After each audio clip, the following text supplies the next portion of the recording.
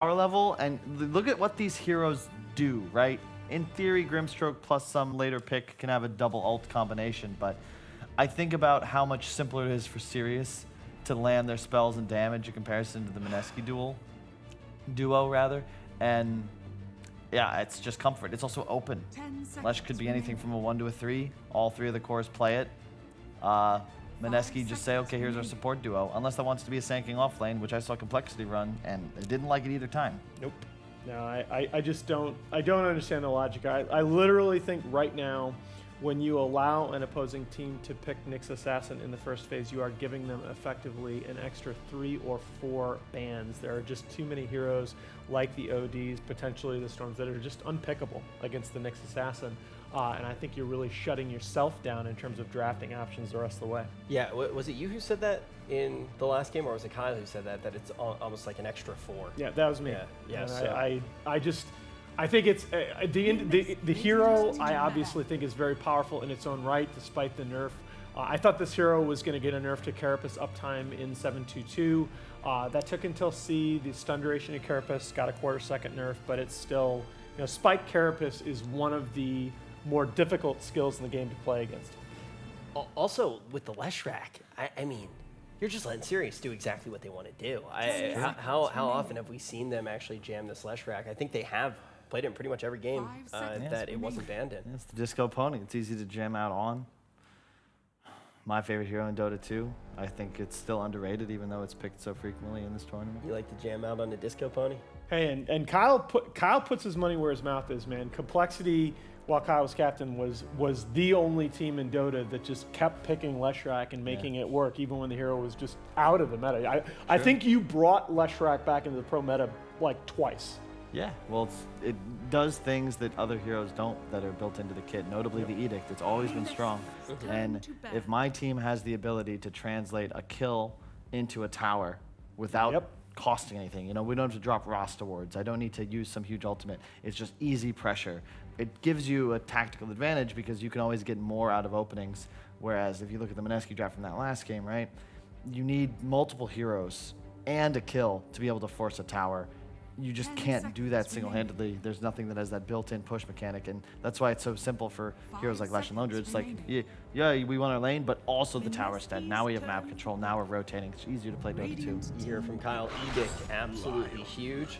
Now Lion, going to be locked in for Mineski. What do we think of this? I think you're going to see a lot of this hero in the patch, but I think against Nyx Assassin, it can have a really hard time. It's good in the sense that if you catch him with a Hex into stun, you can lock him down, even if he gets the Carapace off without punishing yourself. It's cool with the Grimstroke. You get the double finger. Oh, really? Could you describe how the double finger works for me? Oh, boy. Well, it's kind of like DT. He doesn't know about how the hero works. Grimstroke will use Soulbind, and then if Lion targets his Finger of Death on one of those heroes, it'll hit the other one as well. That's totally what he's asking. Thanks for explaining that for me. No problem. I'm a little bit newer to Dota hosting, so sometimes those things really do slip away. So we're going to pay extra attention to that double finger as we see Sirius about to lock in their 3rd pick here in the draft. What's Naz? Why are you laughing? What's the problem? I think your explanation. We're trying to break down the draft here. I'm curious, what do you think about 4-legged heroes in comparison to 2-legged heroes? Well, I think exactly. You need to round the draft out a little bit. I was very concerned with Sirius's number of legs per hero, and they're going to go ahead and decrease that average by picking the bat round. Bats technically have 4 legs. No, but it's bats, but they're not touching the ground. Come on, don't you know your Bruno? They have to land. It doesn't matter. Lena counts as having no legs because their legs never touch the ground. Come on, don't you know your Bruno? That's an immediate. Is that a lichen? Yeah, this is disgusting. It's just the same game plan. It's literally just Sirius have an easier time winning the game. You can trade kills, you can trade in lanes, but Sirius inevitably need fewer fights to win the game. They can do Roche easier, they can kill towers easier, they can even find pickoffs easier once they scout forwards with Nyx. I love the Bat-Nyx combo simply because you have a vision provider and then a vision consumer. Bat loves having wolves scouting, the invis heroes, your lanes are pushing. It's so simple now for Bat to find a lasso. Big question I said this 3 years ago. Bat is the biggest consumer of vision, I think, in Dota 2, and it's been that way forever. The other thing is, forget about even the team fights when you start talking about mid game and late game. Look at what happened in the previous game. Again, these cores, Leshrac and Lycan are two cores that if they get advantages in their lanes at any phase, those towers are going to die. So, Kyle, I have a big question for you. How do you fall behind like this in a draft? Like, what actually leads to a situation? Because right out of the gates, we're talking about Sirius just getting everything that they want. It's like, how do you let things through? How are you going to let Lesh through when we know that Sirius is comfortable on Lesh and it goes into their gameplay, provides the push for? So it seemed like Mineski's been behind this entire draft. How does that happen? It's actually pretty common in international lands. Ask Kyle. Okay. Kyle got really upset there. That wasn't. Hey. You go. I'm just waiting for my turn. If you want to take it, Alan, please go ahead. I'm sure. By absolutely no means would I. So when they asked me if I wanted to host the minor, I said, yeah, I would love to. I would love to fly out to Ukraine and do the minor, but I need to have a desk with Kyle in the house. That's the only way that I'll come. That was actually in my contract. Page 3, article number 2. You can ask Vlad right now. And I do want to give a major shout out to everybody at StarLadder for putting on such a great show and taking a risk on me again after the first time. Because honestly, I probably had a situation that couldn't have been any worse than with Black. What are you doing? Yeah. Could you elaborate? What do you mean by that? I definitely can. Oh, it was that my bad. goodness. It was that bad. It was almost as bad as Mineski's draft right Well, now. And turning so our attention. real quick, to answer your question before we move on, it's just that Mineski and Cole, they kind of have the same problem where they're drafting like these heroes but they're not thinking about their overall game plan as much as it's okay. Well, let's not reveal too much about our draft. Okay, we've got synergy now with the Grimstroke line, and hey, Jug is a good matchup against Bat, but it's not thinking about okay, how do we win this game? And I honestly don't know. Did they ban Meepo? No. I mean, right now I would say pick Meepo or Mineski, you're going to lose. But you look at Sirius, it's just the tempo, the pressure. You make one mistake as Mineski, you're going to have your entire base decimated. Even with Meepo, I think Meepo could be pressured in this game as well.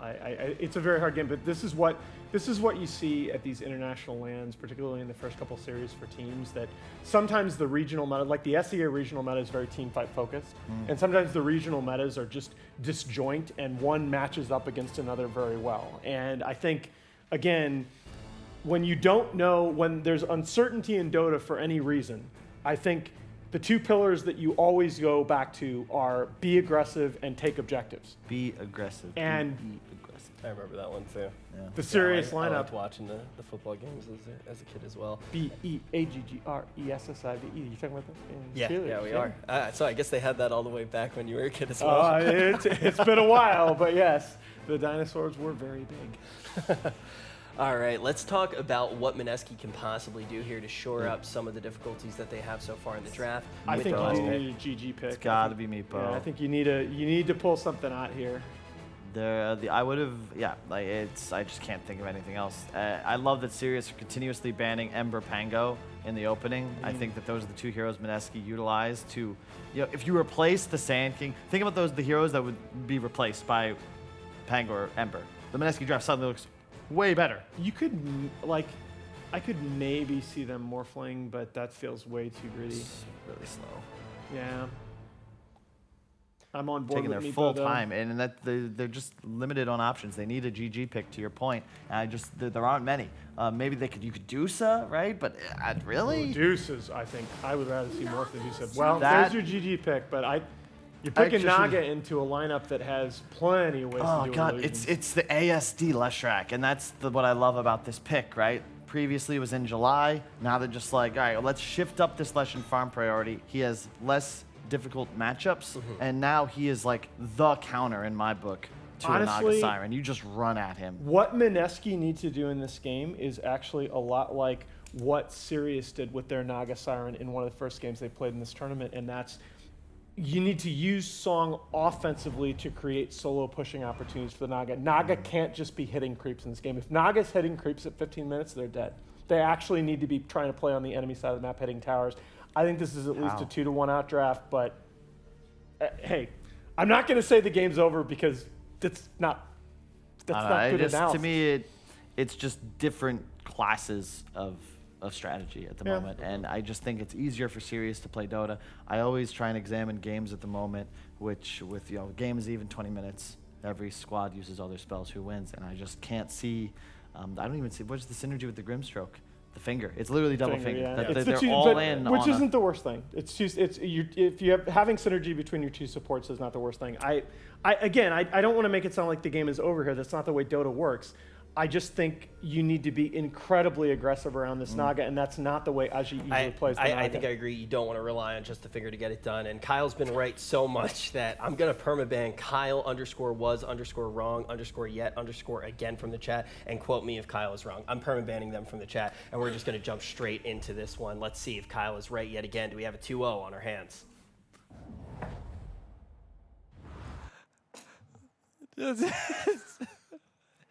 You wonder why he sits on the panel and talks about, I wonder if I'll get fired at this event or the next one. If they bring me back for the next one.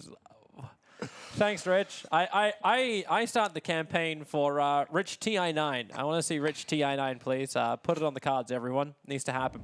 Honestly, let's see if this game. Does Rich have as much of a chance in this game as Mineski? Well, before I address that, I would like to say that I think a segment during this tournament with Rich just shouting out people that he's banning as like a segment on the panel sounds like a really great idea. I think that should be a staple of every. It's not even a fake. game. It's not even a fake ban. Rich is there. It'd be like he'll follow through. He doesn't care about abuse of power. This is Rich. He loves chat like his children. I don't think he's going to ban a single person. Anyway, as far as the draft goes, I'm largely on board with what the panel said. I don't think this Naga Siren is the right pick. I really loved the Meepo suggestion from Kyle. I think that would have been great for Mineski to grab here, especially because we know Moon can play it, unless I'm completely beside myself here, but I do you're think right. he plays that hero very He well. does. Maybe they didn't realize it. Maybe they feel like it's fallen out of favor. But as far as Naga goes, I just think the tempo of this game is going to overtake them. Lycan, Leshrac, and Batrider, as well as this Dazzle, will play a strong timing around the 10 to 25 minute mark before Naga is really ready to fight. And it just puts so much burden on the rest of Mineski's heroes to be able to fight well before Naga can even contribute. That's when you need to see like KP actually being an active influence in this game, not just sitting in the bottom lane like he was in his Necrophos in the last. He has an active hero here, at least. He has a hero Yes. that can fight. He has a Sand King. I love this hero, this patch. I think it's so good, and I'm honestly not very surprised to see it being this top tier. Oh, there's a bit of miscommunication here. Yeah, KP was meant to Burrow Strike in to get that chain stun back, but at least it'll be for the bounty rune. So it's a 2-2 trade-off. Reggie Potato is going to cop a lot of damage if Firefly is able to connect on his stun, and that's what he's looking for. And he connects 5 sticky napalm stacks. Ninja Boogie will try and create some space of his own. Now back up, so at least Mineski, they are running this aggressive tri-lane for the moment. Nope, they're already TPing out. Grimstroke's gone top. Wait, Sand? Sand King is in mid. Okay, he's walking across. Yeah, they're trying to switch the lanes up so they get Syla against Sand King, against KP. Yeah, they missed the D ward, unfortunately. Mid KP committed a sentry to try to find a ward, but it is as far away from the sentry as it could be while still being mid ward. So a bit unlucky there on the guests.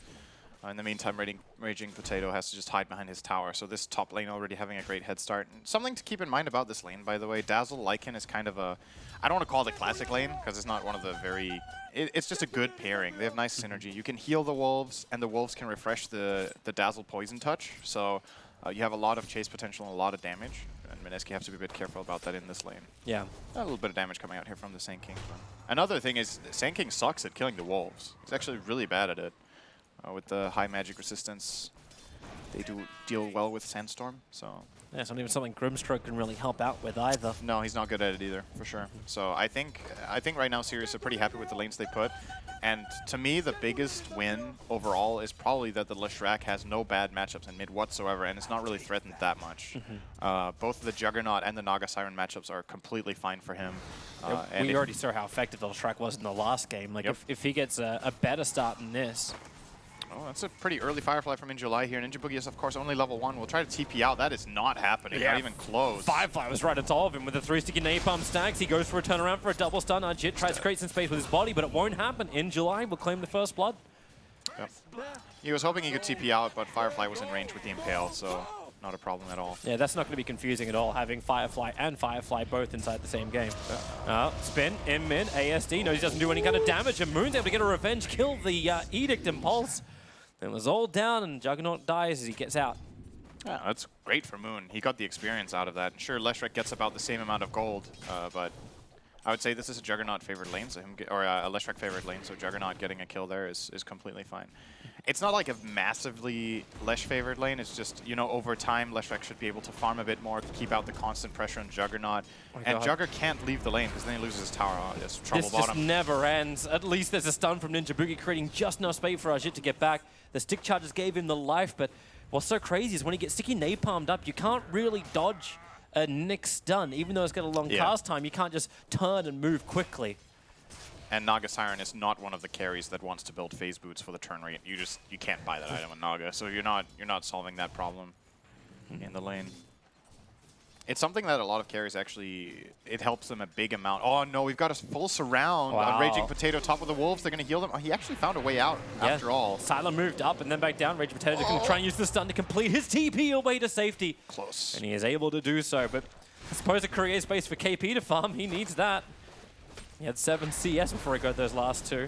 He's had such a sad event. I feel like, I mean, the panel's been talking about it hasn't been KP's greatest event, and I can definitely agree with that. I just also don't think he's been set up for success very much. Like, they're giving him some really hard games, and this one is a little bit different because at least this time it feels like he has a somewhat even matchup in terms of both numbers and heroes. But he was still late to the lane. He was late to the lane, so even then, he's still... I don't think KP has been ahead in a lane the whole tournament. It's just a shame. The guy's really good, but there's only so much you can do when you get sacked every game. It's kind of funny because KP always used to play like these recovery style heroes. In fact, the Naga Siren from Mineski, he used to play this on the safe lane so they could run these aggressive style heroes in the off, which maybe could have played up a little nicer for Mineski with their draft if they had something that had a little bit more bite to it. Yeah, but the Naga was the 10th pick, and there's nothing... They can't really solve the problem with their players by swapping things around. I think it wouldn't have made any difference in this case. Just a different approach to the draft. Something that actually gives them the advantage earlier on. KP's in the World of Hurt, as the Wolves help chase him down, but it's actually Destiny who gets the kill. What the Remove the sentry ward to try and, like, is this going to be worth it? Everyone just backs up, and a couple more hits from the Wolves. One more attack from the Dazzle should help it, and that's it. A double kill for the Dazzle. He really wanted that sentry ward. Just My verdict on this situation, not worth it. Like you were asking, I don't think that was good. Thanks, Judge Sind. There you go. Let's see how many bounty runes each team gets. It looks like Sirius will be able to get 2. It'll end up being a 2-2 trade. Yeah. You managed to jump to the other side of the river with KP. And I like his skill too. I think something that a lot of Sand Kings don't appreciate enough is how valuable it is to level up Sandstorm. I'm not talking about this in competitive Dota. I think pretty much everyone maxes Sandstorm. Yeah, he's dead, I think. Yeah, don't have to think about it. It's a fact. Sandstorm is just, it scales so incredibly well, and sometimes you're tempted like, oh man, I could just level up my Burrow Strike and I get this high range stun and we can kill in the lane. But realistically, it's going to do less damage than leveling up your Sandstorm, and your farming capabilities are just way better with the Sandstorm. So I think you almost always max this spell right now. Maybe sometimes you can get 2 in the Burrow Strike, for example, instead of the point in Caustic or whatever, but maxing Sandstorm is just more or less mandatory pretty much every game. So it's good to see. That's going to be the saving grace for KP here, is that even though the lane went poorly, they can always stack this hard camp, and he can farm stacks here with the Sandstorm. Yeah, it's not the kind of conversation I was hoping to have just yet. It's like, so how does Mineski recover when you're 6 minutes in? At least there's no stun available on this. Never mind. They have enough damage. I mean, we got to talk about recovery. They're getting destroyed in all 3 lanes, so it's already... And this is not a strategy problem only. They're just getting outplayed. Like the lanes should not go this poorly for them. They're just not having their greatest tournament and their greatest day. And the Sirius are definitely picking up steam. They're executing better in lanes. They're getting kills. They're mobile. They seem very active and have good communication on spell casting. Whereas Mineski, we've seen a couple of moments in this game. It's like, are they on the same page with what they're doing? Like even something like the first rune fight, right? They throw this Inkswell out, and Sand King is already running away. It's like completely different ideas. And now they do perfectly land the stun in mid. Even if Ninja Boogie does get the stun, oh boy! All right, if that's a little bit of a mindset of where Mineski is at, white ball. You hate to see it. You hate to see it. You thought the spear damaged your soul previously.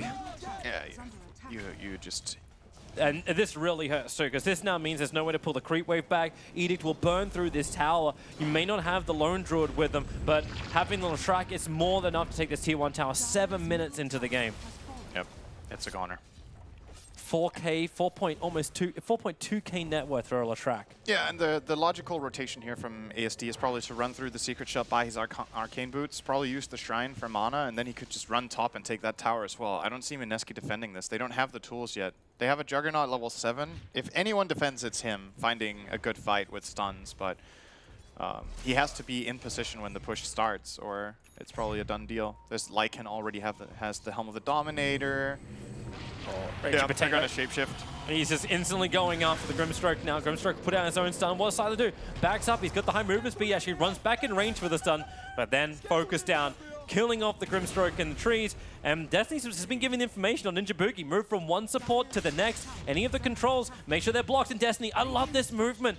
It's like Sirius just know exactly how to play this map. Play the small areas. Maybe don't play the Centaur stun, but Ninja Boogie can't keep this run going. One more attack will do it. A double kill for Sylar.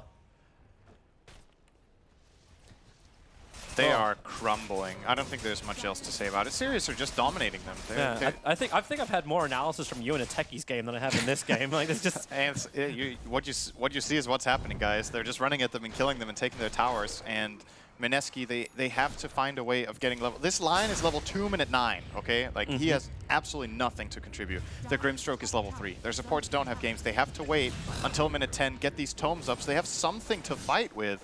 And Sirius they just keep running at them. Moon was going to be forced to maybe Omnislash here. But if he Omnislashes, like he's still got 3 heroes to bounce off. A quick shallow grave to ensure that ASD is going to survive through this. Moon with his spin. Is he going to get it? Yeah, he will. Moon, that's a huge kill for him to claim. Into the trees, but Sylar's come over. So he's actually able to claim 2 of these kills. Will not be able to escape, but it's still it's almost 1,000 gold I think he got for just that 1 kill while on bottom lane. Now Mineski going after in July. He'll lasso up. Is there a stun? Is there a control? Shit's burning. He has to actually pop the mirror image, dispelling as much as he can as ASD has now arrived back from the grave. Brought back, in fact, to be there in time to repel Mineski and keep In July alive.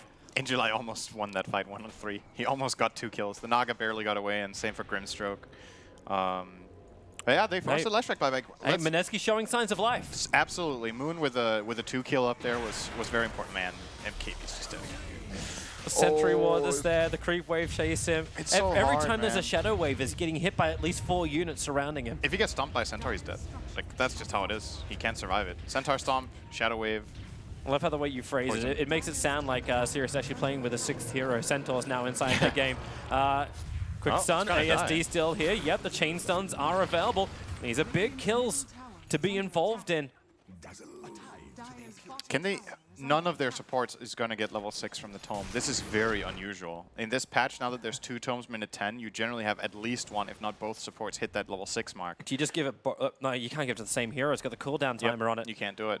So they still need to find space in the lane to get that experience. And who's going to give them the space? I think Moon right now needs to be active. He got so much experience from the 2 solo kills he got that he just he has to... Good scan. He has to just go and do They know do that ASD is back here. They're going to find the Dazzle as well. Moon staying on top of him. It's a good stance from Reggie Potato, so there's no shallow grave. Now he'll have it back up, but he uses it on himself. But the damage into Ajit, he has the Song of the Siren, but he'll die the pulse over. No, he's got the distance. So Dazzle dead in the trees. In July has arrived. TP's out. There is no lasso just yet, but Moon's got no way to escape. His TP's on cooldown. So he had to stand there and die. They forced an entire rotation from everyone apart from Lycan, who's up on the top lane, still having his own little duel with KP, who's level 6. Oh boy. Yeah, and Sylar's almost level 10. If you just take a look at the hero levels right now, it's such a weird graph to look at. Juggernaut is way ahead with level 11 after the 2 solo kills, and then everyone else is like 3 level 9s on the Radiant.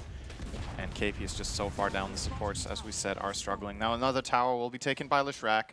They're keeping up this tempo, building this extremely big advantage this very quickly in the game. And now, what's stopping Sirius from getting a quick Roshan as well? They have Necro Book, they have the Helm of the Dominator, they have a Dazzle, and they have plenty of physical damage output to go with it from the Edict as well. They may just be concerned, like, one big mistake and Mineski can get back in. Of course. How does the Song of the Siren play around Pit when you're...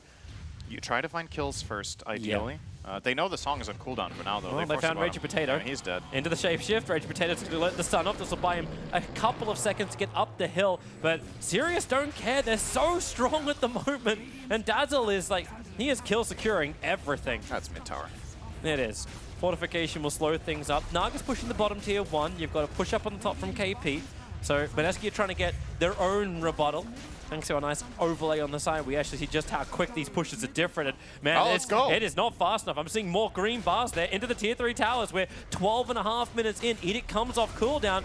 There's no fortification because they burned it on the tier 2s.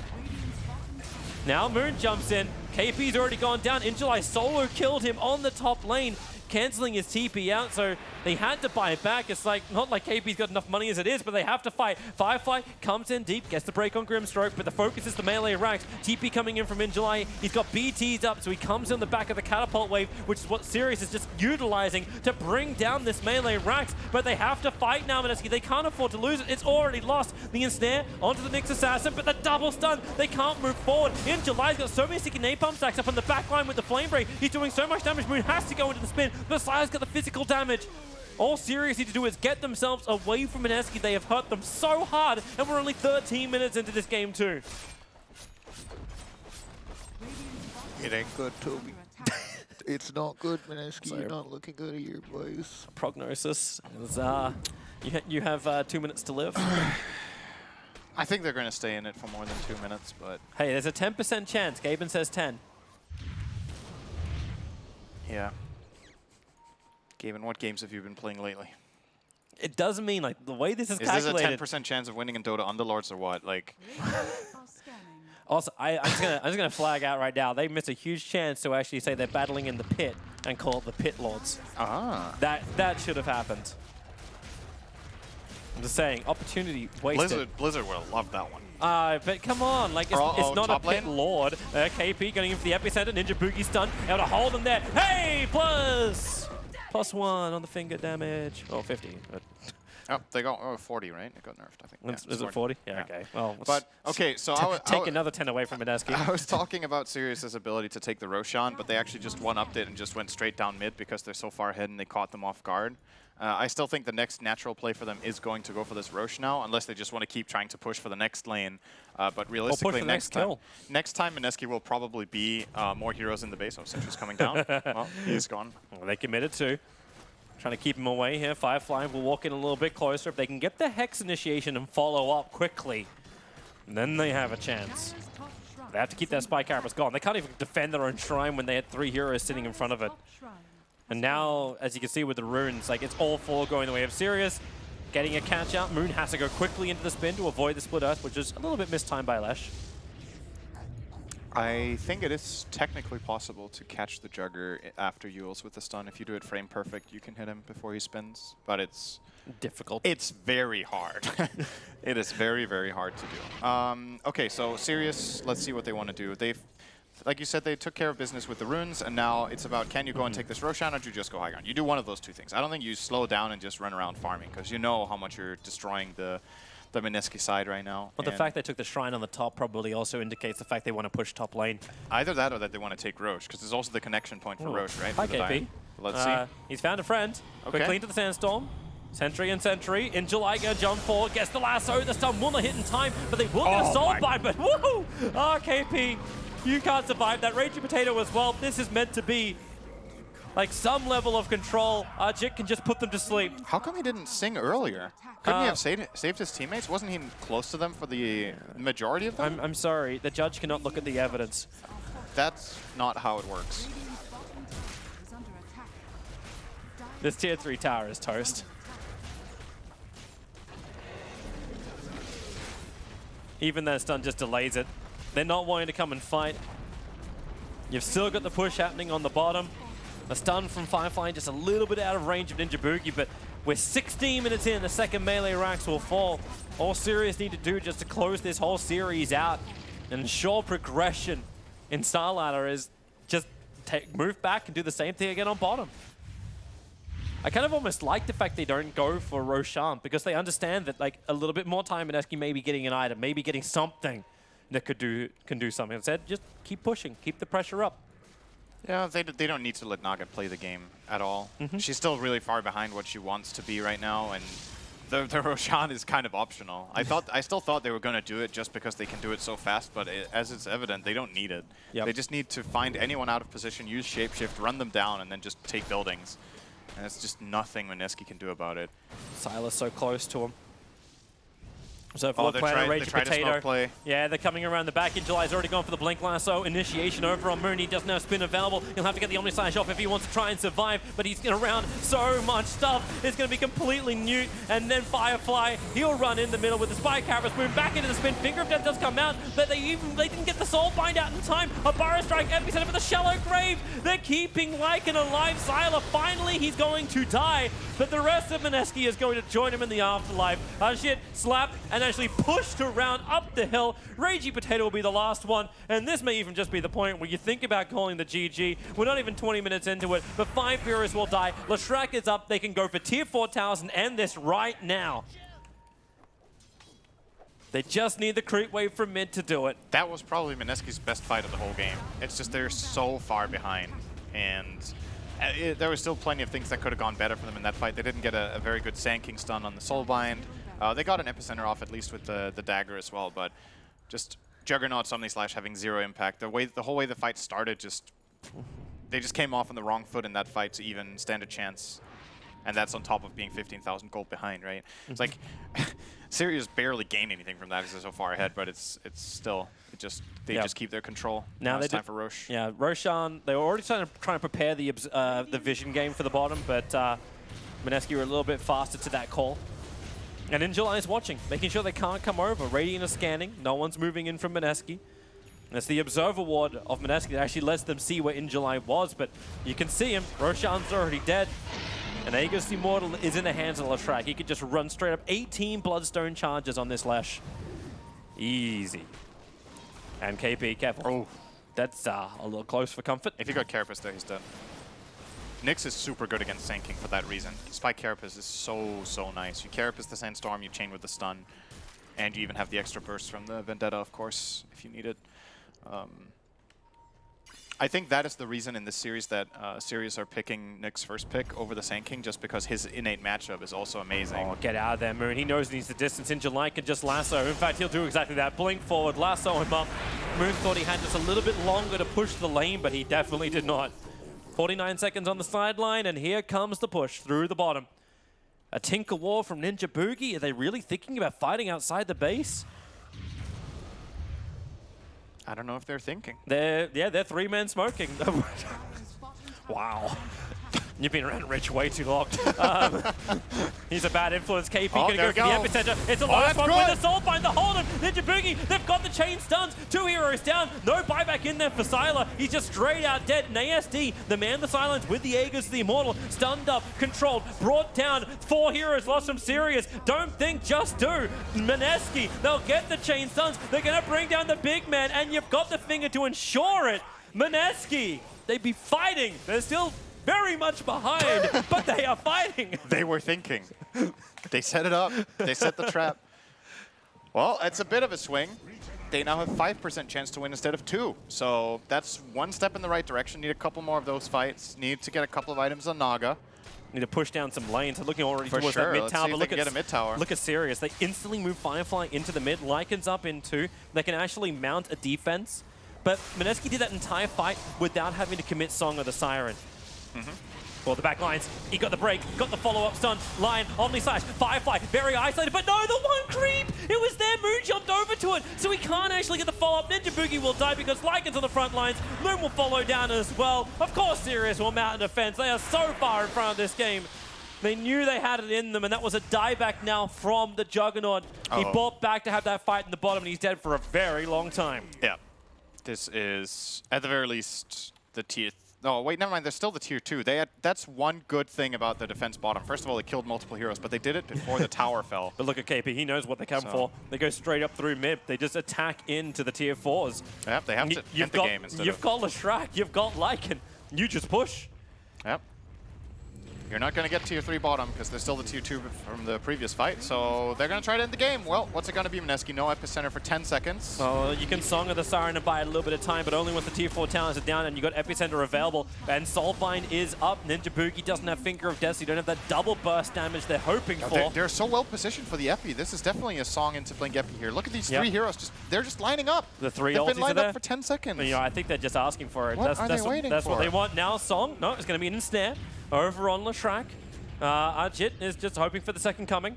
Oh Man, I feel like that was a missed opportunity. That was definitely possible. Ajit was in range to get the song off on 3 clumped up heroes taking these towers, and we could have seen a repeat of the bottom fight with a great epicenter. It was ready the whole time, but again, communication, is it there? Are they playing for these conditions that Sirius are getting them to try to get a foothold in the game? It seems like it's just not quite there right now. It's either that or they just worry. It's like, you know what, if we blow everything, then they just turn around and take the throne. And Mineski have had that confidence previously. You know, what can you do? Like, okay, well, you take down tier 4 towers and then you back up. That's not gone too well for some teams during the competition. This game's a little bit different. It is. A little bit different. It is, but hey, it's a lot different. It's yeah. Well, yeah, Sirius just need to close this out properly. exactly. Like, realistically, you're going to smoke up if you...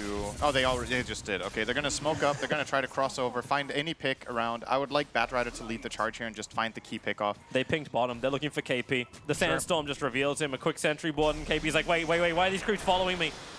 He's got a Burrow Strike and TP away. He's okay. The Firefly. It's fine. And July gets the vision, but he doesn't get any kind of quick, easy disable. At the very least for Sirius, even though that failed, they get to push. They keep their 1 melee creep alive. So the back door of this tier 2 tower will now fall, and they're just going to edict it to death. And then we'll see what the next play is here, once again from Mineski. They actually have the combination, like that, the full combination. Every ulti is available. If Sirius will be kind enough to group up in one big go like they were Darkseer vacuumed, they can do this through the back line. Observer sentries are down. As this smoke has failed, Ajit, he has to get out of here. He was going for the Song of the Siren. It got cancelled thanks to the Yule Scepter up for the Burrow Strike and Soulbind with a Finger of Death. The kill is there, but it's only the Nyx Assassin. KP will die in return. A quick buyback from the Naga Siren. She's still got a Song of the Siren. She wants to get them out of this fight as well. ASD isolated. Ninja Boogie, he's keeping the control up, working with Ajit. Moon may not be so lucky to survive through this. He's got the spin and the retreat. The Song of the Siren is allowing for this. July wants to blink forward. He wants to get closer. His blink is off cooldown and back underneath the fortress. They will go to regen. There is an Omnislash still. There is an Omnislash, but Sirius are all full health. They have their heals available. And July is coming for the fight. Stunned up, held back. I think now you actually have to accept the fact that Megas will be here. You need the stuns from the SK to make this work.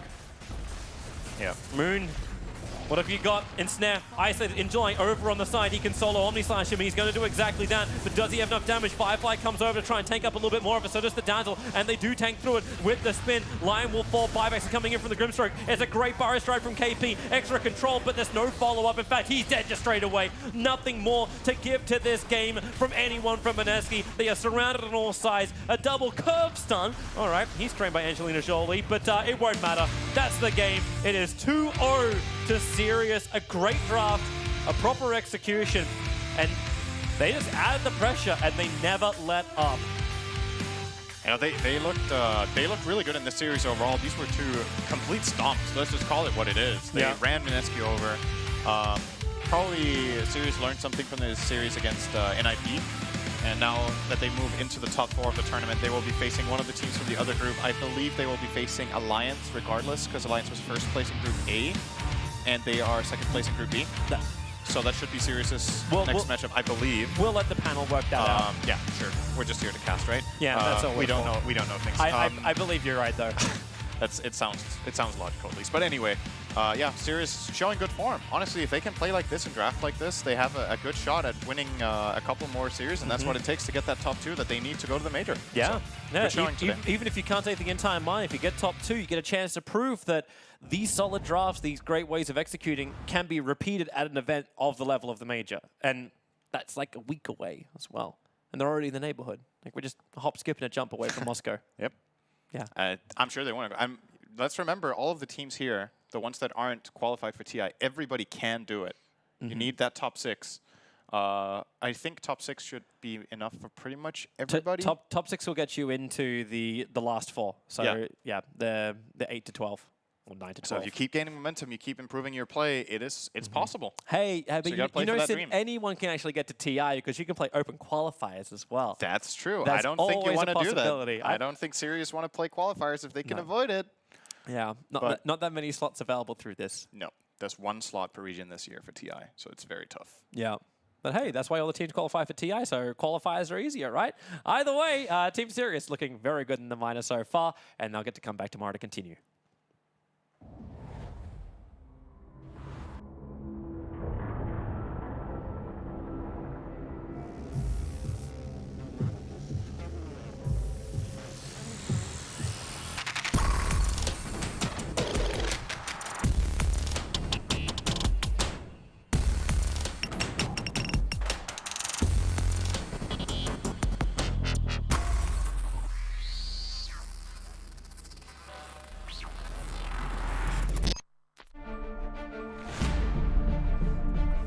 something where I felt like I would actually push the whole craft forwards.